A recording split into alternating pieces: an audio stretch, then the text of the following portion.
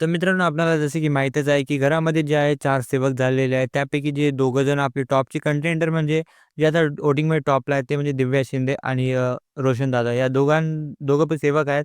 त्यामध्ये रोशनदादा काम करताना दिसून आले. तेव्हा दिव्या तिथे आल्या आणि ते म्हणाली, की रोशनदादा आपला हक्क नाही, की आपण काम करायचं. आपली जिम्मेदारी नाहीये. त्यांची जिम्मेदारी जे कॅप्टनसाठी कंटेंडर आहेत, त्यांची जिम्मेदारी आहे आपल्याकडून काम करून घेणं. कारण की हे टास्क आहे, तर त्यासाठी तुम्ही एक्स्ट्राचं काम करू नका.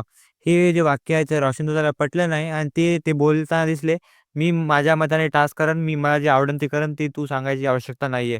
असं ऐकून ते तिथून निघून गेले आणि दिव्या पण तिथून निघून जाऊन त्या ओमकारच्या जवळ जाऊन बसली आणि ती त्याला सांगताना दिसून आली, की "मी रोशनदादाला फक्त सांगत होतो, की असं-असं आहे सिस्टम, पण ते जे आहेत ऐकत नव्हते आणि ते मला थोडंसं उर्मट टाईपचे बोलत होते."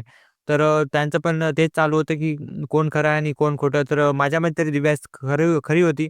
कारण की टास्क असा होता, की ज्यांना जे आहे टास्क काम करून घ्यायचे सेवकाकडून, ना की सेवकाला काम करायचं आहे.